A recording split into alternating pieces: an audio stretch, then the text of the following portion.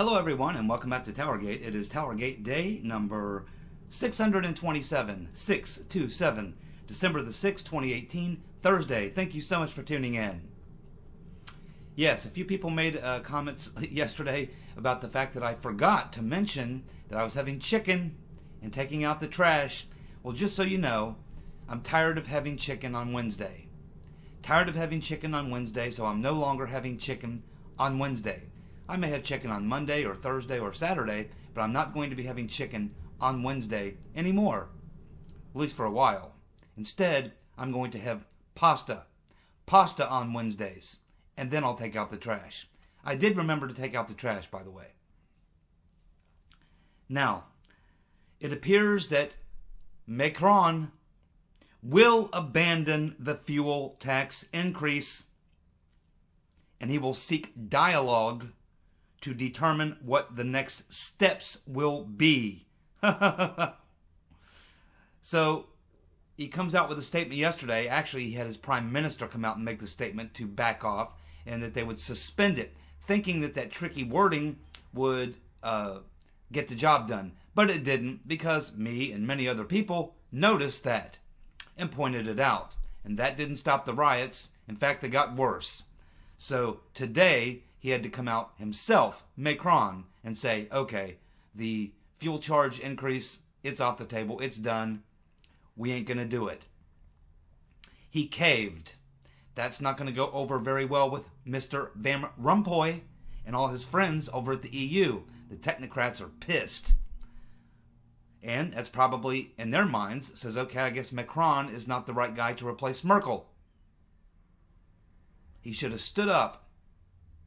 He should have sent out the military and put down the riots. But he didn't. He caved.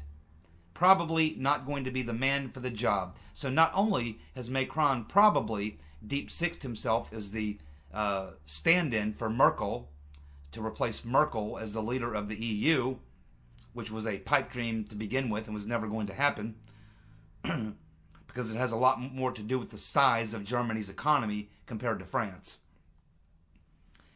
Maybe the UK will see that as an opportunity, but we'll get to that later. So anyway, Macron is now completely backed down. They're not going to do the fuel charge, but I think they'll come up with something else. Remember, they've had tax increases in all areas of their economy, not just the fuel tax. This was just the straw that broke the camel's back. Now, if you watch mainstream media coverage, the lying corporate fake news mainstream media, it's amazing how they've been covering this story in France. And has anyone seen any of these lying fake news corporate media outlets getting on Macron for gassing his people? Because they've been shooting a lot of gas at the folks on the street, rubber bullets and things and such. I'm sure you've seen the videos. Those rubber bullets, there's actually been, 6 people killed at this point. One lady had an eye put out. And a lot of people are showing you the wound marks from being hit with these rubber bullets. And you know, they leave some pretty serious marks. There were also journalists on the ground who were getting gassed by Macron. Nope, you won't see that on the corporate lying, fake news, corporate media. Not a chance. They can't tell the truth about anything. They certainly won't tell you that that's the Europeans rejecting socialism. There's an incredible populist nationalist movement sweeping the world, and the corporate lying mainstream media is still looking for Russian collusion in everything. Well, the rumors that Jeff Sessions will challenge Doug Jones for his old Senate seat in 2020 is being shut down by Sessions himself. He says that he's going to spend his retirement in the woods with his 10 grandchildren. Sessions says he will make a statement about his thoughts on the way his job as Attorney General ended. Maybe when he's bumping around in the woods, he'll bump into Hillary. I'm sure they have a lot to talk about.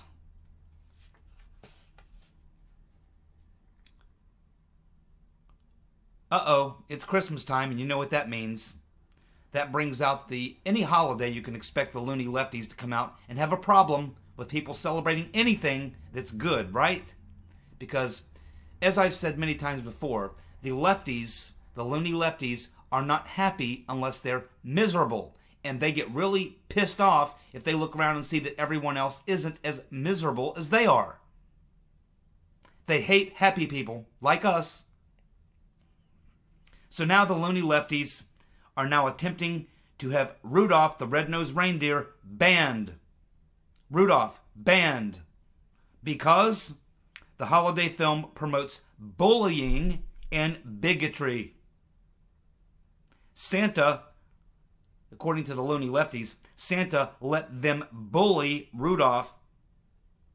He even joined in the shaming with his shaming Rudolph because of his freak disability, which later became useful. Okay, and this just shows you these are the people that want to run the country. These are the people that want to run the country. They want to ban Frosty the Snowman, anything having to do with, the baby Jesus, Christianity, or anything else. They're not really into gender unless it's about a female serving in a high position of power. Then gender is very important. Otherwise, it's politically incorrect to even talk about gender. These people are a freak show, my friends. An absolute freak show. And they control the House of Representatives here in just a couple weeks. They control the media. They are deeply embedded throughout the deep state. They control the courts. Well, a lot of the courts, not so much anymore. Certainly not the Supreme Court. That's about to change. It is changing. But this just shows you how nutty these people are. I mean, who in their life has got time to even think about something like this? Who has time to sit around and think, oh, that Christmas somewhat cartoon drama movie, which is a kid's thing for the most part, is politically incorrect because Rudolph's getting bullied. I mean, these people are crazy. But you already knew that. Here you go. Freedom Caucus members have now discovered a new email chain between the FBI and the DOJ that may be the most damning evidence yet of FISA abuse. The email chain from October of 2016, just before the FBI got the first warrant on Carter Page, may be the most damning evidence to date, according to John Solomon. He points out two things. Number one, the email chain shows that the FBI knew that the intelligence community had concerns about the Steele dossier before they used the dossier to secure the FISA warrant. Yeah, we got it in writing now, but I think I pretty much assumed that they were lying about that. If you read my timeline, you'll know why. Let me repeat that for you. The email chain shows that the FBI knew that the intelligence community had concerns about the Steele dossier before they used the dossier to secure the FISA warrant. Okay. I guess they just have proof now. Number two, the FBI knew that Steele was talking to the media before they obtained the FISA warrant. And this is significant because for over 2 years, the FBI has stated that they fired Steele after they obtained the FISA, after finding out Steele violated FBI protocol by speaking to the media. Which means that the media knew about it too. The media went ahead and reported on this, knowing good and well that what they were reporting on was a lie. So now we have Meadows, Jordan, Zeldin, Gates, and others calling on Trump to declassify this as well. Well, there is already so much evidence. I mean, this is wonderful. It's just more evidence, but we've already got overwhelming evidence of FISA abuse. It was laid out in Nunes' report after the initial part of his investigation. He says that the 20 pages on Carter Page, well, now maybe this is something that's in the 20 pages. I don't know. But there's what's really frustrating here is that we continue to get more and more and more and more evidence. But we already had enough evidence. We already had enough evidence of FISA abuse, that they abused the FISA court, that they lied to the FISA court to spy on American citizens for the purpose of targeting Trump, to frame him. There's overwhelming evidence that we've had for over a year, well over a year, of the FISA abuse and other abuses. So, I mean, this is just more icing on the cake. How much more icing can we take? I'm choking on icing. The question is, what the hell are you going to do about it?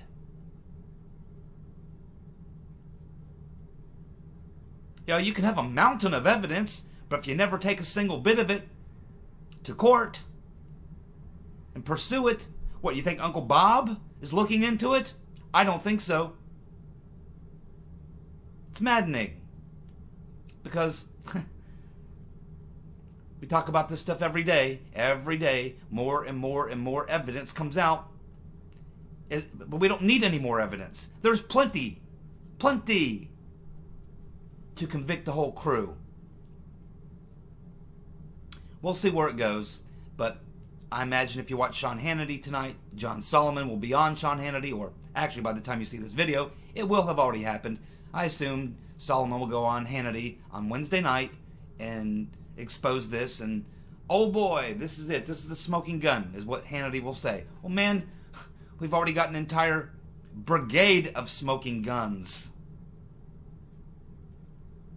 What are you going to do about it? That's the question. Yeah, declassify it. Trump's not ready to declassify it for whatever reason. I don't know. Maybe one of you know. Maybe he's waiting for the right time. I don't know. I can't read his mind. I don't have, ESP or anything else. I don't know. The rotten Reverend Clinton snubbed Melania at the Bush funeral when Melania attempted to greet her. Then, I don't know how many of you saw the video, the rotten Reverend Clinton had another moment, if you know what I mean. Another moment when her eyes roll around her head, she got that crazy look on her face. It was almost identical to what she did. Do you guys remember at the 2016 DNC convention when Hillary, the rotten Reverend Clinton, was nominated and all the balloons came down and Hillary was like, and her eyes are rolling around her head and her mouth was wide open and she was like, she looked like one of Jerry's kids. Well, that exact same thing happened to her at the Bush funeral. If you've seen the video, and you got to check it out, it's a short video clip, she's looking down at something like she's trying to read, and then all of a sudden, for no particular reason, her head pops up, her eyes go roll around her head, and she goes like that for like 2 or 3 seconds, and then kind of snaps out of it and back down. There's something wrong with the rotten Reverend. Yeah, I know there's a lot wrong with the rotten Reverend Clinton. I mean, there's something wrong. She's got something seriously medically wrong with her, and she knows it. And just to show you what a sociopath she is, she would allow herself to become president of the United States knowing good and well she's not mentally fit to hold the office. She doesn't care. It's about power for her. No doubt she's got something bad wrong with her, and that's probably going to be what she's going to fall back on when she's indicted. I guarantee you, as soon as someone in the DOJ leaks it to her, Hillary, the indictment's coming down on Monday. The indictment is coming down on Monday. You better prepare. The rotten Reverend Clinton will check herself into the hospital, and her doctors will say, oh no, Hillary is far too sick to talk to the media or any FBI investigators. She certainly can't appear in front of a grand jury. She's really sick. Must be the pneumonia again. That's exactly what she's going to do.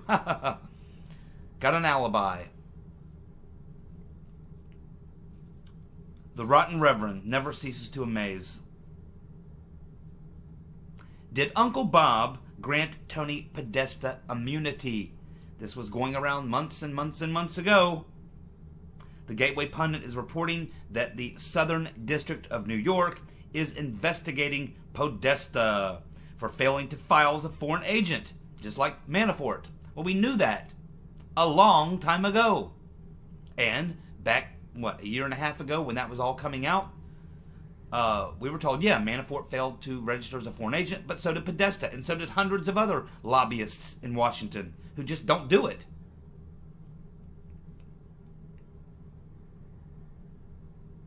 Makes you wonder if there's some kind of a deal that has been cut. And if so, who is the deep state going to give up?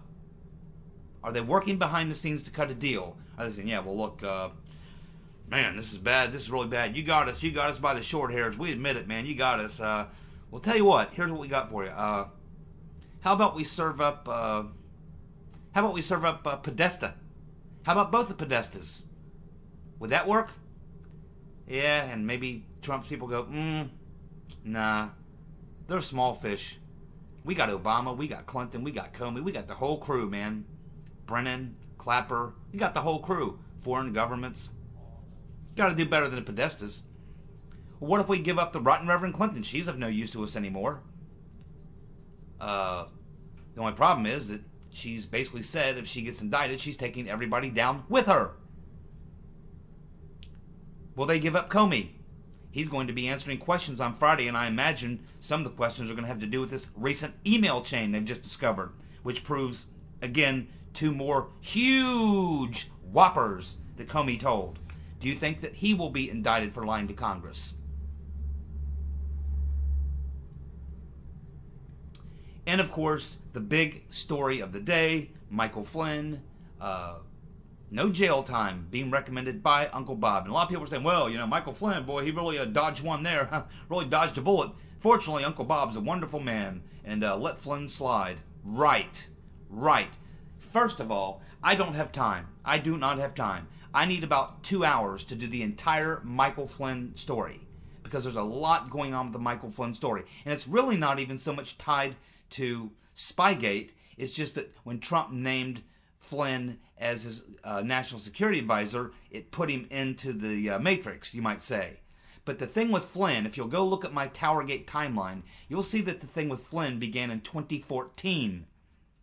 Flynn was on the radar screen of Obama, and they wanted to get Flynn out because he was opposed to Obama's foreign policy. And he also knew a lot about Benghazi and the gun-running operation going on. He knew about the Iran deal and the details of that. He knew that Obama was drop shipping weapons and materials and supplies to Al-Qaeda and ISIS and prolonging the conflict. He knew about all that and probably more. So what happens if you go back and look at my timeline? Flynn was set up, just like everybody else was set up. But with Flynn, it had more to do with the fact that the Obama administration wanted him out. This began back in 2014, before Trump even announced he was running for president. If you go back to 2014, Flynn had been invited to the London Center. That's right, where he found who? Christopher Steele, Halper, and all the rest. And what happened? They seated Flynn right next to this British researcher who's of Russian descent. And then Halper used that to send that information back to the CIA to say, hey, I think Flynn was sitting next to a Russian. And that was a setup. They made sure that he got to the London Center, made sure they seated him next to a Russian, then Halper sends them a report saying, hey, Flynn's talking to a Russian. They use that. Then they wait until Flynn goes on this little vacation to the Dominican Republic when he's out of the country so that they could so-called legally spy on him, which they do. Then they legally spy on him and they listen to his call with Kislyak. And just before that, Obama had sent about 10 or 15 Russians kicked him out of the country, knowing good and well that would evoke a response from Kislyak, who would then call Flynn.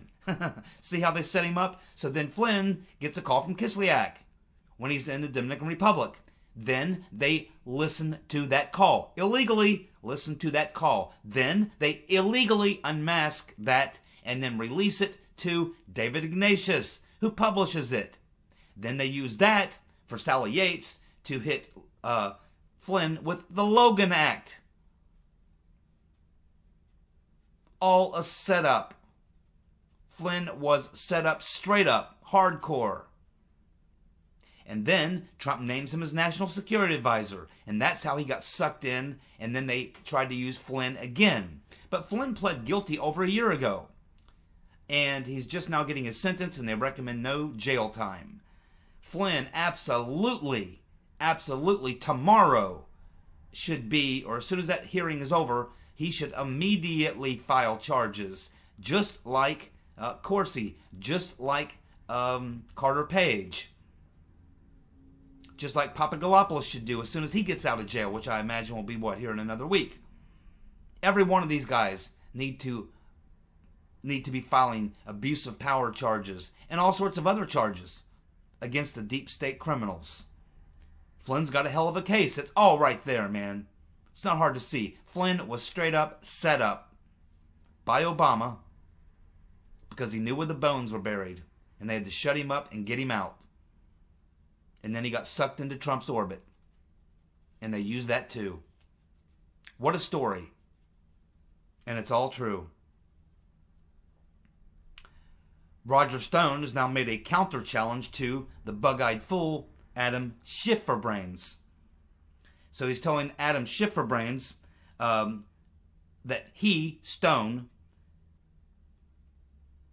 had, what he's saying, Stone is telling bug-eyed fool Schiff to prove. Stone is saying, you prove that I had advanced knowledge of the source or content of the WikiLeaks disclosures, including any alleged hacked or stolen emails published by WikiLeaks, because they want to drag Stone in to testify. And he told him yesterday, I ain't coming. And if I do, I'll plead the fifth. Screw you, and I'm not turning over any documents. I've already said all I have to say. I've been grilled by Mueller. I've been grilled by the House Intelligence Committee. You got it all. I'm not cooperating anymore. Screw you. And by the way, Schiff, if you want to push me, here you go, pal. You show me what you've got. If you've got the evidence, prove it. Well done, Roger Stone. About time. This is exactly what Corsi and Stone are doing, or exactly what Flynn should have done, what Carter Page should have done, what every one of these people, what Trump, what his lawyers should have done from the very get-go. The Daily Caller is reporting that friends of Donald Trump Jr. are saying that Trump Jr. is expecting to be indicted for lying to the FBI regarding the Trump Tower meeting. Woo, boy. It's just like I said before when the Congress, the Democrats in the House talked about, well, we're going to have to investigate Ivanka's emails or Uncle Bob indicting Don Jr. I'll tell you what, they're all over Trump. I think he may have some kind of a plan. I don't know what it is or what his plans are exactly, but he seems to be very patient and willing to wait for the right time or whatever. But I'll tell you what, if you go after Ivanka or if you go after Don Jr., I would expect that Trump will immediately have a major change in attitude and in the timing of whatever plan he may or may not have. I would think at that point that would be the straw that breaks the camel's back for Trump. You go after his kids, he's probably not going to let that ride at all. At all. I would think you try to go after Ivanka or Trump, I would think that he'll drop everything he's got. I mean, he'll literally just call Whitaker in and say, okay, I want you to do this, and this, indict this son of a bitch, indict them. Do it now. Yeah, I mean, I that's a very, very risky move on behalf of Uncle Bob if he tries a stunt like that, and if the Democrats try to investigate Ivanka here in a couple weeks. I can assure you that's not going to go well for them. They better think long and hard about that, because he's got the goods on him. He just isn't ready to use it for whatever reason. The European paper headlines today are showing panic, pure panic. There are headlines all over European papers today talking about how they are fearing the nationalist, populist uprisings all across Europe, which they believe will dominate European politics in 2019 and beyond. Exactly what I said yesterday. You have populist, nationalist uprisings happening right now in Spain, the Netherlands, Poland, Lithuania, Italy, Denmark, Hungary, Sweden, Greece, Germany, the Czech Republic, Bulgaria, Slovakia, and Cyprus. And I probably left out a few. My friends, as I told you yesterday, it is going to be a wild year in 2019 and beyond. And things probably in the UK are going to get really, really heated in the months to come, because it looks like Theresa May is not going to have the votes. But it looks like there's now been a compromise plan that they're working on, which is because May was saying it's either my deal or no deal. So now it looks like they've got another plan, which is to call for a soft Brexit. In other words, let Theresa May have her plan, ratify it, but give the Parliament the ability to make changes after the fact. That's being argued over right now as a possibility. But they're also arguing about having another Brexit vote, which they believe now will be successful, because after all the hell that these people have been put through, the whole thing has now driven down the popularity of Brexit, because they've made it such a horrible deal that they believe now if they had the vote, Brexit would lose badly. Support has dropped by about 11%. So they're floating this idea now. The second Brexit vote, or allowing the Parliament to make changes after the fact. Either way, it's not what the people voted for. And this, I think, is going to probably figure in as other things develop in the months to come, and as things are coming unglued all across Europe. I believe it's going to also find its way into the UK.